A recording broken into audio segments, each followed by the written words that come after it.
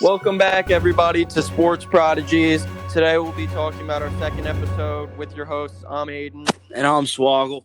And today we'll be talking about the biggest offseason moves in the NFL.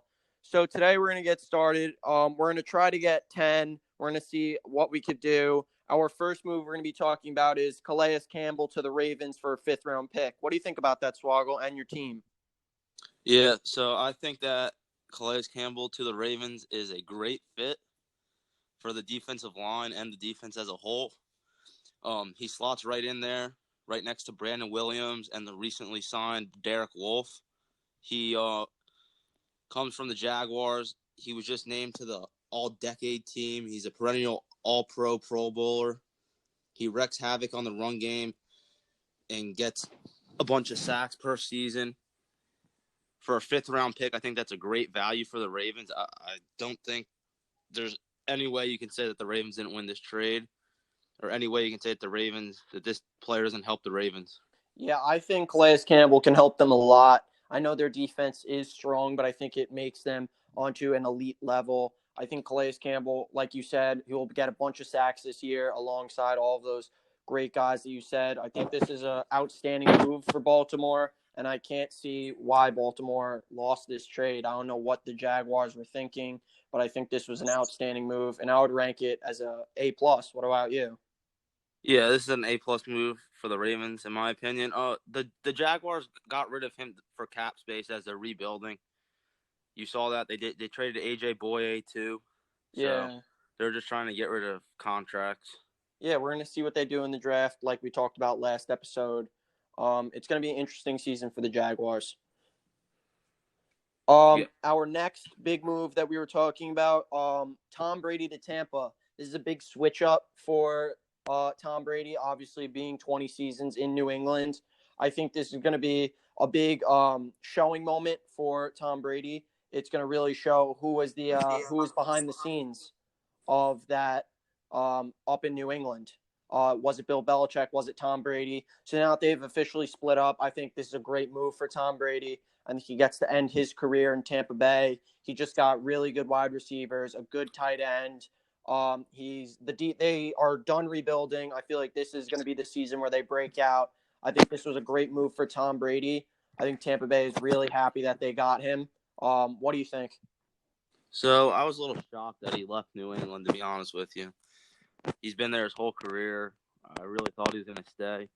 But now he's on Tampa Bay, and they get one of the best quarterbacks of all time, if not the best. And as we've seen in the past couple of years, he's still got a lot left in the tank. He goes there with two great wide receivers, and Mike Evans and Chris Godwin. He's going to have plenty of weapons to throw, too. So I think it's a great fit for Tampa and Tom Brady as well. I'm just shocked that he left New England. Do you think Tom Brady will play more than 2 seasons?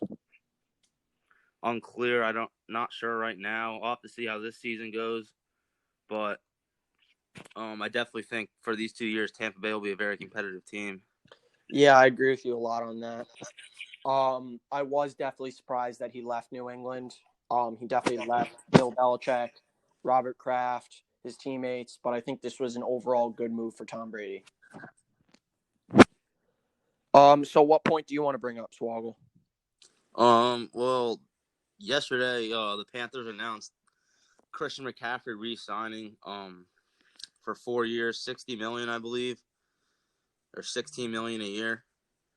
I do not like the re-signing for the Panthers. I think running backs, they're easier to replace than other positions, and paying a running back $16 million is a little much for me. I understand Christian McCaffrey is a big difference maker on the field. He's the best running back in the league, Swoggle. I don't know. I think we definitely don't see eye to eye on this. I think he is a generational type player. Obviously, he just pulled off, I think, the third time ever a 1,000 season.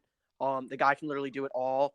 I think they're lucky to re-sign him for another 4 years. I think he will still be amazing by the end of his next contract, which he's getting $64 million over the next 4, and he has 2 more years on his contract. I think he's going to be really good. I think Panthers are very happy that they got him. I feel like he's now going to be the new ceiling and the new standard for all the other running backs that are now trying to get contracts like Derrick Henry, I feel like this was a great move for Carolina. I think it was really under the scenes. I didn't really hear a lot about this until it happened yesterday. So you could keep going on, but I think this was a great move. Well, based off the skill set, they get one of the best running backs in the league, if not the best. But again, just my philosophy with the running back position in the NFL is they're easily replaceable than other positions. So they had him. They had him under contract for 2 more years, anyways. So I think if they could have re-signed him in 2 years, they could have done that. And if not, they could have moved on. Being that, in my opinion, you can replace running backs pretty easily. Okay. I understand that. Obviously, running backs have a shelf life, but I think this guy may be different. Obviously, he's a great talent. I don't like the price tag on it. Okay. I understand it.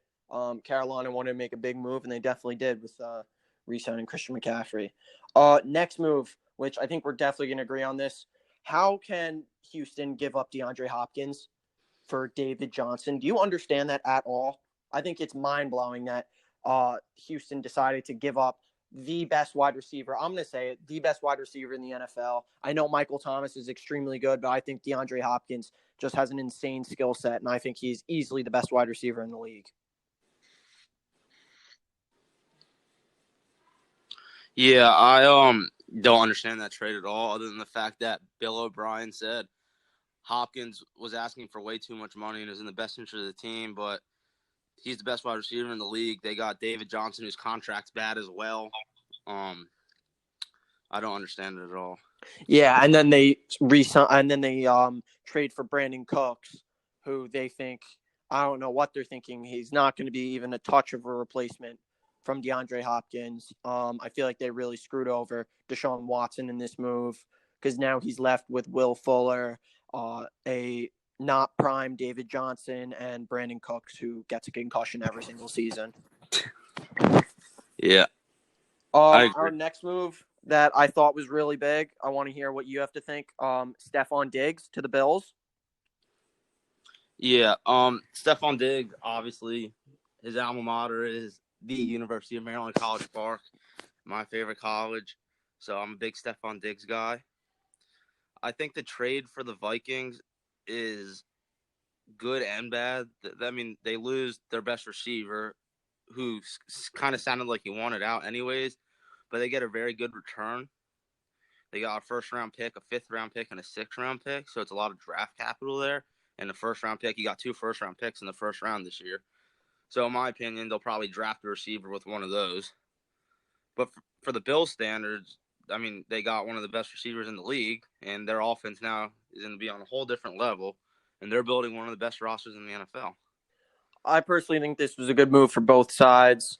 I don't think Stephon Diggs is like that amazing. Like, I understand like he was alongside Adam Thielen, but I feel like if you bring in one of these wide receivers in this draft, especially, you could bring in a guy like T. Higgins or Brandon Ayuk. I feel like these guys, obviously, they're not going to be the level that Stephon Diggs is right now, but I feel like in 2 or 3 years, these guys are going to be at the same level that Stephon Diggs is. And they got all of this draft capital. I think the Bills made a good move because right now Stephon Diggs is, you would say, is in his prime, correct? Yeah. He's in his prime. The Bills are definitely trying to make moves right now. With Tom Brady leaving the Patriots, it's looking like they're going to be the favorite in the AFC East. I think this is a good move for both sides, and I think that it helps both teams in the long run. Yeah, for sure. I mean, you said the draft class this year for wide receivers is very deep. So it's just they need to hit on that wide receiver that they take to replace Diggs. Yeah, especially that. That's very important. My next point I have is Phillip Rivers to the Colts. I think it's a solid move for the Colts. It's just like a 1-year stopgate until they probably draft their next quarterback. They might do it this year, or they don't have a first-round pick because they traded it for DeForest Buckner, which is also a good move. So I think the Colts this year are going to be very good, but their quarterback position after this year is going to be a little unclear. Let me hear what you think about that. I did not like this move at all. I think Phillip Rivers, I watched him especially. I think he is not good at all. He threw so many interceptions. Obviously not on the levels James Winston, who, like we talked about earlier, just got replaced by Tom Brady. But I think Phillip Rivers I don't think there's anywhere in the league where he can really be. I don't think the Colts are going to be good with him behind center. I think this is a bad move signing him even for a year. I feel like they should have definitely kept working on Jacoby Brissett, but I think drafting a quarterback would be really big for them next year. There's a bunch of good quarterbacks coming out. I feel like that's the move that they now have to take. And I don't think it was a good move for the Colts, but let's see. They may show me up. Phil Rivers may be good this season. Well, I mean, last year he played really bad, but the year before he led his team as one of the best teams in the NFL. So He also had a lot better weapons. I feel like he doesn't really have that great of weapons in Indianapolis. I mean, he has Ty, but Eric Ebron's gone. Yeah, but he still has Doyle. Okay. I think the Colts are going to be competitive this year. So I'm We'll going to have to disagree with you there. Yeah, we'll see on that. I like the move for this year, but not past this year. Okay. I feel like our last point we will talk about is my team, the Dallas Cowboys, re-signing Amari Cooper. I think this is a great move, even though Rex Ryan thinks it's not. But I can't remember when Rex Ryan was actually a good reporter. Rex Ryan obviously thought this was a bad move, but I think this is a great move because Amari Cooper, I think, is one of the best route runners in the league. He loves it in Dallas right now, and it was a great move trading for him last year or 2 years ago, and getting him for a first-round pick, which a lot of people doubted.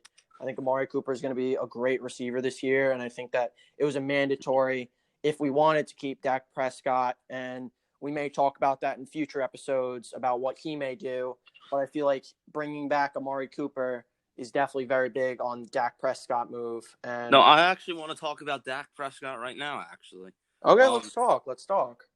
I think this move was good, but it's really a question if you want to keep Dak Prescott as well.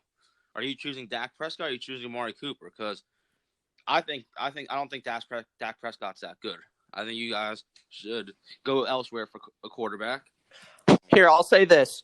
Dak is definitely my guy. I like him. I think he's good. I think he runs a good offense with Zeke and Amari. But I think if we draft Jalen Hurts this year, he may start. Like, Dak may sit out. He obviously didn't like that he got a long-term deal. They're talking right now. He's not going to go to virtual sessions. I read that this morning. He may possibly hold out. So I think it's a necessity that we draft a quarterback in this draft. Obviously not with our first pick, but I think in the second round, we should definitely go after Jalen Hurts. I think he could be great for Dallas, but I think Dak Prescott, if he wants to leave, let him leave. I feel like we could definitely get a quarterback that can help out a lot on this team. And I think that Jalen Hurts would be a perfect replacement. What do you think? Yeah, I agree. You could go after Hurts, but if you guys are going to go after quarterback in the draft this year, I think you guys should go after Jacob Eason from Washington. I think he'd be a great fit there for you guys. He's got a cannon for an arm. And he's more of a pro-style quarterback than Jalen Hurts. I'm not sold on Jalen Hurts' accuracy or his arm strength with the arm. I mean, obviously you see the athleticism with him, so that's a good plus to have. But I'd prefer Eason over Hurts. Okay. Thank you everybody for listening. This is the end to our second podcast. Everybody like and subscribe, and please comment down below what you want in our future episodes. Thank you everybody. This is Aiden. And I'm Swoggle. And we're signing off, and we will see you guys soon. Thank you.